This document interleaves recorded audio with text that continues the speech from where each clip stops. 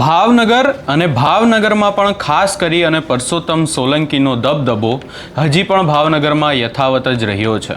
શું છે સમગ્ર મામલો ને ખાસ કરી અને પરસોત્તમભાઈ સોલંકીના ઘરે મોડી રાત્રે ભાજપના કાર્યકર્તાઓ પહોંચ્યા હતા અને ત્યારબાદ દિવ્યેશ સોલંકી દ્વારા શું કહેવામાં આવ્યું છે એની વિગતે ચર્ચા કરીશું। નમસ્કાર, હું છું ઉજ્જવલ અને આપ જોઈ રહ્યા છો નિર્ભય ન્યૂઝ। ભાવનગરમાં આમ તો જોવા જઈએ તો ક્યાંક ને ક્યાંક જે જીતુ વાઘાણીનો ગઢ છે ત્યાં કોંગ્રેસના જે અનેક ઉમેદવારો છે તેઓ જીત્યા છે, પરંતુ બીજી તરફ વાત એ પણ કરવી છે કે પરસોત્તમ સોલંકીનો દબદબો હજી સુધી યથાવત છે કે નહીં, અને એનો જવાબ એ છે કે પરસોત્તમ સોલંકીનો દબદબો ખરેખર હજી પણ ભાવનગરમાં યથાવત છે। ભાવનગરની જો ચર્ચા કરવા જઈએ, ખાસ કરી અને સ્થાનિક સ્વરાજ્યની ચૂંટણીની ચર્ચા કરીએ, એની સાથે સાથે પરિણામોની ચર્ચા કરીએ તો ભાવનગરમાં જે જીતુ વાઘાણીનો વિસ્તાર છે ત્યાં કોંગ્રેસના અનેક ઉમેદવારો જીત્યા છે, પરંતુ જે પરસોત્તમભાઈ સોલંકીનો વિસ્તાર છે એ વિસ્તારમાં ક્યાંક ને ક્યાંક ભાજપ જ જીત્યું છે। અને હવે આખી બાબતને લઈને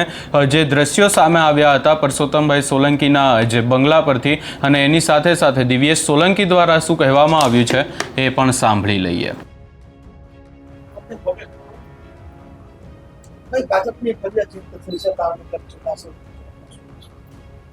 ખરેખર આમ તો હું અમારા તમામ મતદારોને,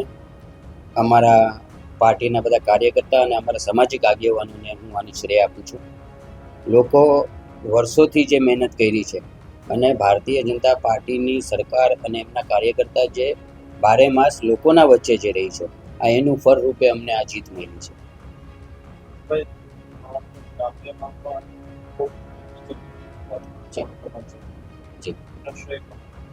અમે મુખ્ય અમારા કાર્યકર્તા, અમારા સામાજિક બધા આગેવાનો અને સાથે આખું જે મંડળ જે અમારી હારે કામ કરતું હતું, જે લોકોના નાના મોટા પ્રશ્ન માટે જે સતત અમે લોકો ચિંતા કરીને ચાલતા હતા, અને ભારતીય જનતા પાર્ટીની સરકાર જે અમારી છે, જે લોકો માટે હંમેશા ચિંતિત રહી અને લોકોના જે કામ કર્યા છે એનું ફળ રૂપે આજે અમને આ મળ્યું છે।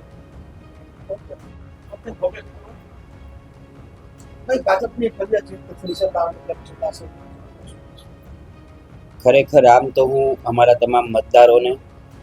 અમારા પાર્ટીના બધા કાર્યકર્તા અને અમારા સામાજિક આગેવાનોને હું આની શ્રેય આપું છું। લોકો વર્ષોથી જે મહેનત કરી છે અને ભારતીય જનતા પાર્ટીની સરકાર અને એમના કાર્યકર્તા જે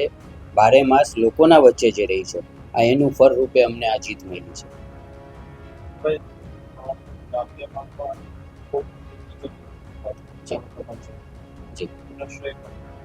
અમે મુખ્ય અમારા કાર્યકર્તા,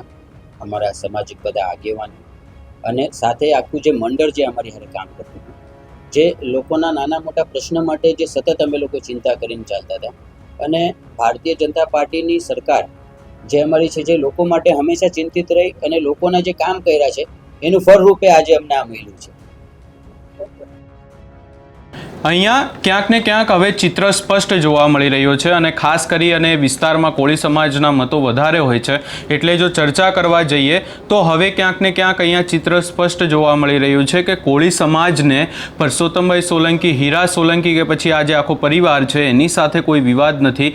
એમનાથી કોઈ નારાજગી નથી, પરંતુ નારાજગી છે તો એ પછી છે જીતુ વાઘાણીથી। અને આ ક્યાંક ને ક્યાંક ચૂંટણીના પરિણામમાં પણ એવું જોવા મળ્યું। ભાવનગરમાં પરસોત્તમભાઈ સોલંકી ને સમર્થન જોવા મળ્યો છે, પરંતુ જીતુ વાઘાણીને ક્યાંક ને ક્યાંક જનતાએ આ જાકારો આપ્યો છે। આજે આખી બાબત સામે આવીને ખાસ કરી અને હવે આ જે દિવ્યેશ સોલંકી દ્વારા નિવેદન આપવામાં આવ્યું છે એને લઈ તમારો શું અભિપ્રાય છે એ અમને કમેન્ટ કરી જરૂર જણાવશો, ને અમારી ચેનલ નિર્ભય ન્યૂઝને લાઇક, શેર, સબસ્ક્રાઈબ કરવાનું ભૂલશો નહીં।